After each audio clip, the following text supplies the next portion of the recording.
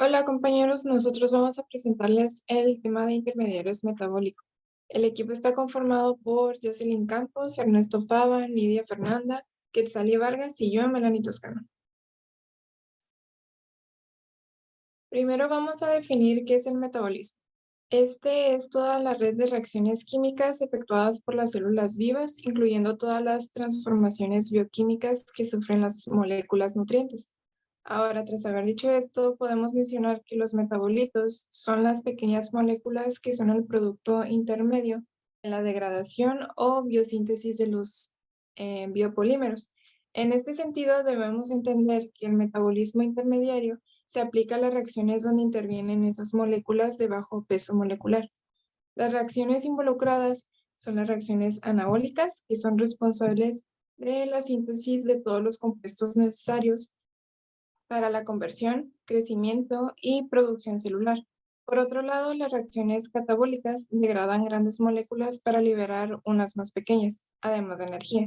Entonces, la mayor parte de las células y los organismos tienen en común una serie de vías metabólicas centrales que sirven para la síntesis, degradación y conversión de metabolitos, así como para la conversión de energía, todo lo cual se denomina metabolismo intermedio. Las vías metabólicas básicas procesan los productos principales de la digestión y nosotros como seres humanos necesitamos procesar los carbohidratos, proteínas y lípidos de la dieta. Los principales son glucosa, aminoácidos, ácidos grasos y glicerol. Todas se catabolizan en vías distintas, pero habrá un punto de conversión entre las tres vías en donde se tendrán metabolismos comunes.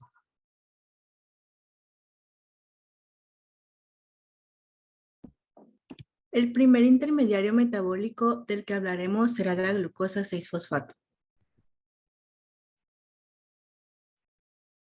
Por lo general, la glucosa que entra en la célula se va a fosforilar rápidamente en glucosa 6-fosfato, ya que no puede quedarse afuera. Esta va a presentar una serie de destinos posibles, los cuales son almacenarse como glucógeno en el hígado o músculo por la gluconeogénesis.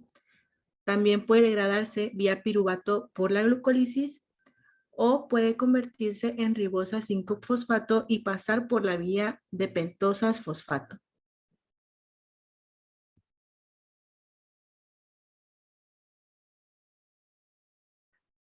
Ahora, para saber cómo es que se va a decidir el destino de la glucosa, esto va a ser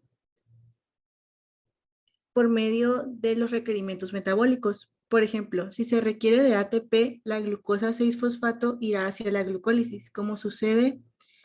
Pues esto va a ser, primero será que se necesitará la glucosa, que posteriormente va a pasar a glucosa 6-fosfato por medio de la enzima hexoquinasa o glucosinasa, y en este paso se va a invertir un ATP para la salida de un ADP. Posteriormente, se irá la ruta normalmente de la glucólisis para la obtención de dos moléculas de piruvato, 2-NADH y 2-ATP, que ya se conocen. También la glucosa 6-fosfato se va a ir a la gluconeogénesis cuando la glucosa 6-fosfato y el ATP sean abundantes. La gluconeogénesis es la ruta reversa de la glucólisis. Esta empezaría por piruvato e iríamos pasando por todas las reacciones hasta llegar a lo que sería la fructosa 6-fosfato. Y de ahí, por medio de la exoisomerasa, se convierte en glucosa 6-fosfato para su posterior conversión en glucosa.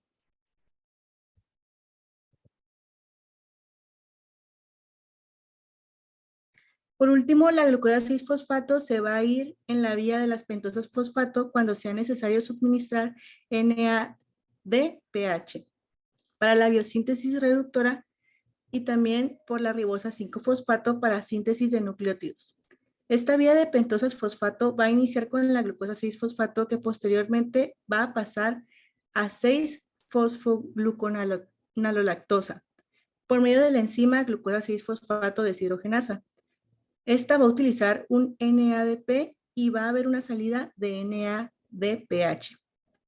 Posteriormente seguirá la ruta de la vía de las pentosas fosfato para sacar una ribosa 5-fosfato por medio de la ribosa 5-fosfato.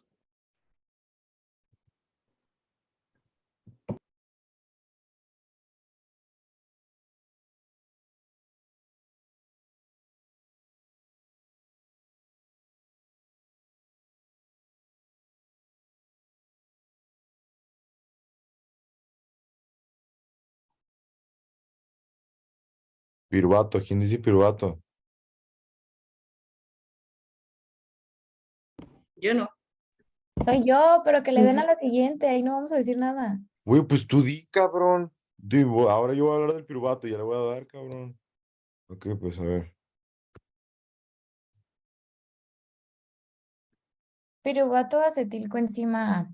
La oxidación del piruvato es el paso que logra la unión de la glucólisis con el ciclo de Krebs a través de la generación de acetilcoenzima A, el cual es fundamental para el ciclo de Krebs, ya que permite el correcto funcionamiento de las células.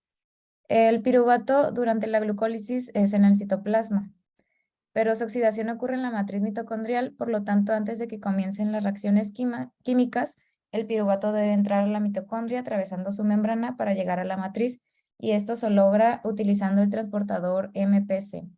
La conversión del piruvato se lleva a cabo por el complejo enzimático piruvato deshidrogenasa, que se encuentra dentro de la mitocondria y consta de 3 enzimas: la piruvato deshidrogenasa, la dihidropoil transacetilasa y la dihidropoil deshidrogenasa. Y también tiene 5 coenzimas: la coenzima tiamina pirofosfato o TPP, la coenzima FAT, coenzima CoA, la coenzima NAD+, y la coenzima ácido lipoico. Durante la reacción, el piruvato va a sufrir un proceso de descarboxilación, liberando al CO2, y el resto de la molécula, un hidroxietil, es capturado temporalmente por la tiamina, y este va a ser oxidado a un acetil y transferido a la lipoamida, la cual transfiere el acetilo a la coenzima A, y así es como se genera la acetilcoenzima A. Sin embargo, se van a conservar 2 electrones de alta energía en forma de átomos de hidrógeno, los cuales posteriormente son capturados por el FAD, convirtiéndose en FADH2, y finalmente van a ser transferidos al NAD+ para formar el NADH.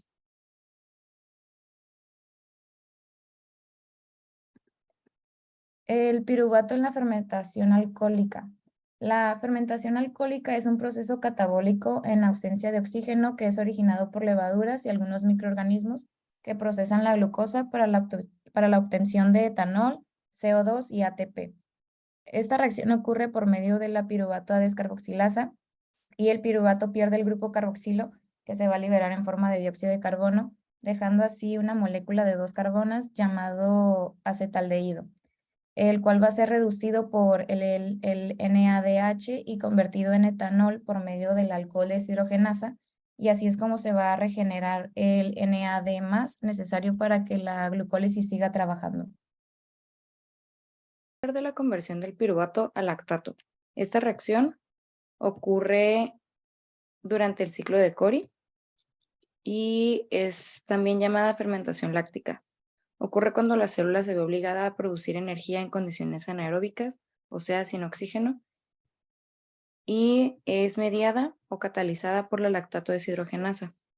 Esta misma reacción genera NAD, que como ya sabemos es necesaria para que la glucólisis continúe de manera transitoria en condiciones anaeróbicas. El lactato se produce principalmente en músculo esquelético activo, o sea, durante el ejercicio, y este mismo será oxidado en el hígado.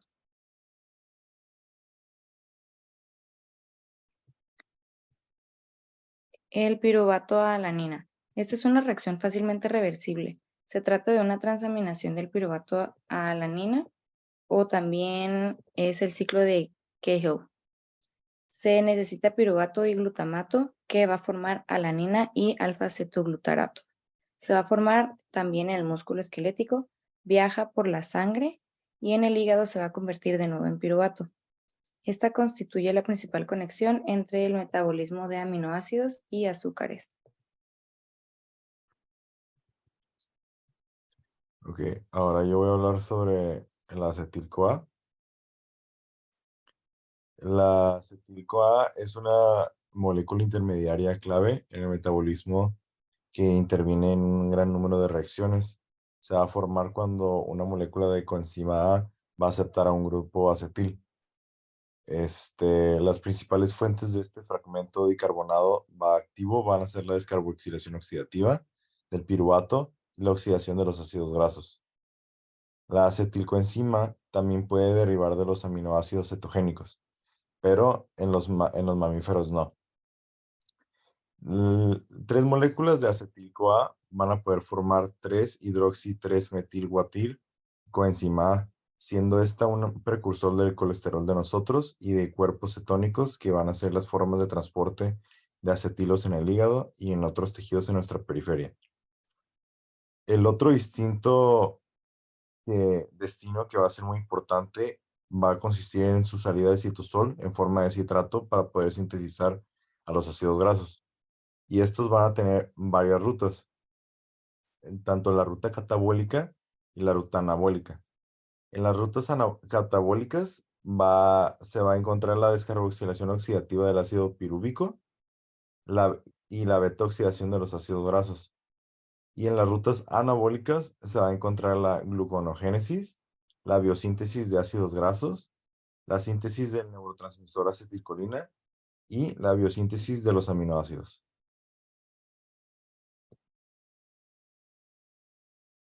A manera de conclusión, podemos decir que el metabolismo intermediario es un tema vital importancia para poder entender los cambios que ocurren en las moléculas para generar distintos productores intermedios.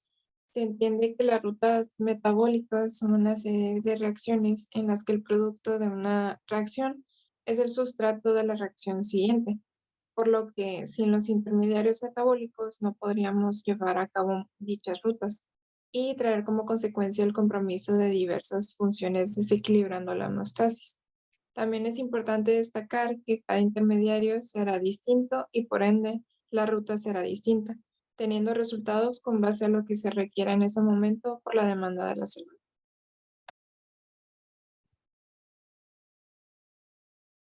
Estas son las referencias que usamos.